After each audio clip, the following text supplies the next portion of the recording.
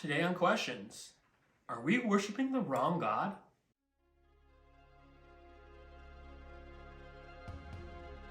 Hey everybody, welcome to Questions. If you're new here, this is a series where you have questions on faith, spirituality, religion, God, philosophy, theology, depth, meaning, basically what does it mean to be human? And we have answers, albeit probably unsatisfactory ones. And so let's dive into the question for today, which is kind of a doozy. Does the fusion of the Yahweh and Elohim tribal stories cause you pause? Why or why not? First and foremost, the idea behind the fusion of the Elohim and the Yahweh tribal stories is that there is an idea put forth by scholars and archaeologists and historians and linguists that the God of the Judeo-Christian scriptures is an integration of multiple different tribal stories, kind of multiple different cultural traditions, kind of coming together in the ancient and Middle and Near East. And it was only really put together as one true God much later down the road when Israel was actually forming as a nation and setting itself apart from kind of the nations around it. The idea is, if you look at history, there was several other gods who Israel then changed to be one God to fit their own religious purposes. But there's evidence that they stole and they integrated and they kind of mushed together other traditions that existed before them. So there comes a point where a lot of scholars claim that the Hebrew tradition attempted to kind of merge all of these different traditions together, to take all these kind of separate gods from all these kind of mismatched people groups and kind of bring them into one kind of conglomerated, smooth, easy religion that they could all get on board with. They claim we can find evidence of that kind of creation when Moses meets the burning bush in Exodus 3, verses 14 through 15. And so I'm going to read the original words, and I'm going to use the original Hebrew when talking about God to kind of showcase what's happening here. So here's Exodus 3, 14 through 15. Elohim said to Moses, I am who I am, or Eyeh Asher Eyeh. And he said further, thus you shall say to the Israelites, I am has sent me to you. Elohim also said to Moses, thus you shall say to the Israelites, Yahweh, the Elohe of your ancestors, the Elohe of Abraham, the Elohe of Isaac, and the Elohe of Jacob, has sent me to you. So there you can see in just 2 verses, there have been 4 names for God, all different names for God. And some would argue that that is linking 4 different tribal traditions together into one new kind of converged religion. We have Elohim, we have Eyeh Asher Eyeh, we have Yahweh, and we have Elohe, which is just a variation of the Mesopotamian word El. So all of this is to say that there are a lot of names for God given throughout the Hebrew scriptures, and a lot of those names have long historical evidence as to being first found in other cultures and other traditions and being other independent, separate gods than the one God that is proclaimed by Judaism. So now to the second part of the question, does that give me pause? To which I say, sure, but does it stop me in any way? Not at all. And I'll talk about why for a few reasons. So the first reason is that there is a lot of scientific disagreement between everything I just said being actually factual and proven through artifacts and history.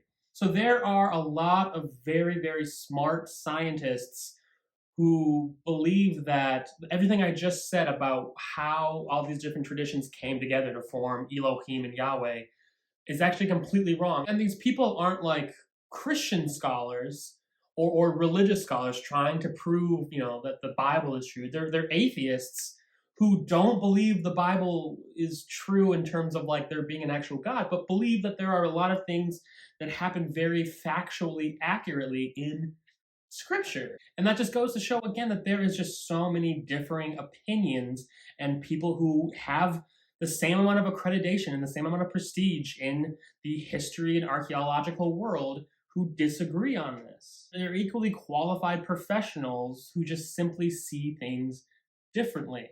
So the point of saying all of this is that yes, this question, this idea gave me some pause, but the pause made me do a deep dive into this whole topic. And I read and I studied and I talked to friends and family members who know a lot more about this on that subject and who fall in many different places on the scale of what this means and what the truth is. And I looked at multiple sources and I read multiple sources, and specifically and purposefully, I looked at people who disagree with one another, but I came to a conclusion that I myself decided was the one that worked for me. And at no point was that a roadblock for me following Jesus. So the main reason that this wasn't ever a roadblock for me is that I don't find a lot of meaning in my spirituality by focusing on the factualization of Scripture. I find it all super interesting, mainly because I'm just like I'm a nerd for history and stuff like that. But my belief isn't set upon everything in Scripture having to be 100% fact. In fact, I've talked a lot about in a lot of different places and in a lot of different videos that I don't believe the Bible to be 100% fact. I believe the Bible to be 100% true, but I don't need everything to happen 100% the way it's written in the book to have factually happened in history. And that doesn't mean that I think the whole Bible is just make-believe tales of moral code. That doesn't mean that. And I do believe in fact. And I'll talk about the distinction about fact and truth later, and how I can argue that I don't need Jonah to be a real live person or Noah to be a real live person, and why I can still say that King David and Jesus were, and why it's not a slippery slope that, is going to lead to your damnation. We'll talk about all of that in another video. That's not for this video. I would suggest for everyone to study this topic or topics like it for yourself. It is an important topic for all of us to know and to be knowledgeable on, only because your faith should be, to an extent, your own. It's your faith. We all follow the traditions given to us by our parents or our leaders or our friends or our family or someone who imparted an idea to us when we were growing and learning. But I really strongly believe that there comes a time when we have to figure out for ourselves, do I believe what I believe because someone else told me to believe it?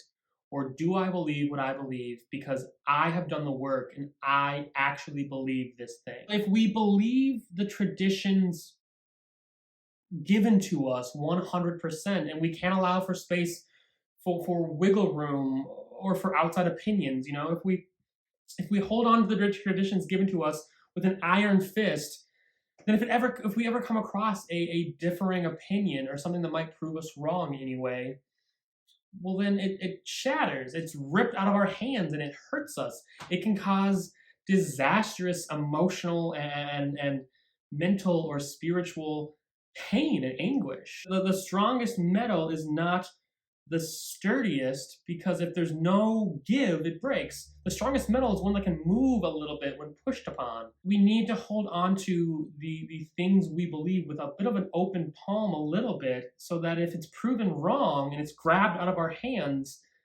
well, we were ready for it to be grabbed out of our hands, and so that we're not hurt by it, and we're ready to grab onto something new, something better.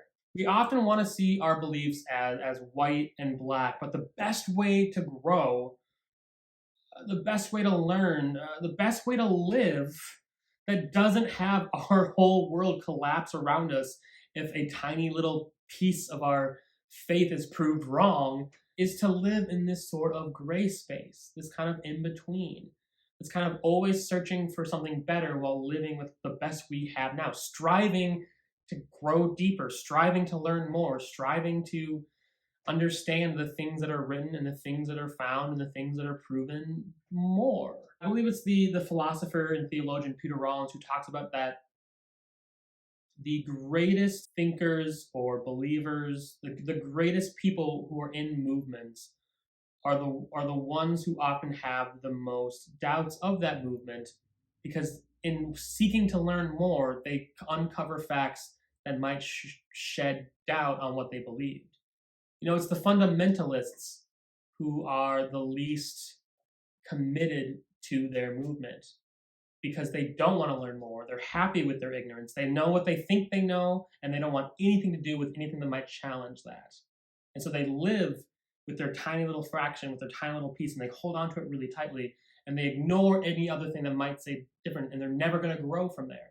But it's the people who are the most committed, who are willing to be challenged, and maybe that changes, and their beliefs change, and the things they think change, and they might find doubt, and they might find conflict, but it's all in the purpose of actually growing deeper in the thing, in the movement, in the tradition, in the spirituality that they believe in so strongly. And I believe that we have to live like that. We have to be willing to lose pieces of our tradition that we have come to understand just don't fit anymore, because what's waiting for us is something better. And clearly, everyone has their bias. I had my bias and my beliefs, my schools of thought that were given to me and I was raised in. And everyone's going to have that. You're never going to find a completely subjective human who's like, this is it. We all come with it. But striving to be as open as possible when researching, when studying, when trying to get deeper into something is so important, because everyone can then make an informed decision on what they truly believe. And it's something, it's a decision that can be changed again in the future when more information comes out. And so I can say with some confidence and some ease that, yeah, my opinions, my thoughts, my beliefs changed a little bit as I researched for this very video. The things I thought and believed when I went into this video kind of changed when I did some research. But at the same time, they didn't change in any substantial way that made me question my faith in Jesus in any real way. And I can say with some confidence that the thing I believe now would probably still anger both sides of this argument. I didn't move completely to one camp, and I'm not completely in the other camp. And I think that's the place to live. If you're not pissing off everyone, you're probably not doing it right. It's where I like to live. Just make everyone upset. That's the Jesus way. So in this video, I'm not going to tell you what I think or which side is right, which side is wrong, and put my flag in one camp or the other. I am going to tell you that I think you should do the work yourself. You can dive deeper. You can become more knowledgeable than even I am on the subject, and that's not hard to do. Your faith has to be your decision, just as my faith has to be mine. And even at the end of the day, if one side is proven factually right over the other side, I don't think either side's victory is going to shake up what I personally hold to be true, my faith, my beliefs. Only because the facts aren't what compel me to follow Jesus. It's the love that compels me. It's the passion for justice. It's the peace. It's the goodness. And that is something that will always be true. So that is what I have for you today. I hope this made sense. If you have further questions, you can always be reaching out to get clarification or to continue this conversation. Like I say in almost every video, the purpose of these videos is not to be the final word, but to be the first word. We're always seeking to kickstart a conversation, kickstart a dialogue, get your brain moving and thinking, so that you can begin to form your own opinions and your own ideas. If you have other questions that you would like to see us talk about, you can always be messaging us, always be reaching out, either on Instagram at the Co-Mutual, on YouTube here at Brennan Johnson. We'd love to hear from you. Thanks so much. Hope to get some more videos out soon. Cheers, everybody.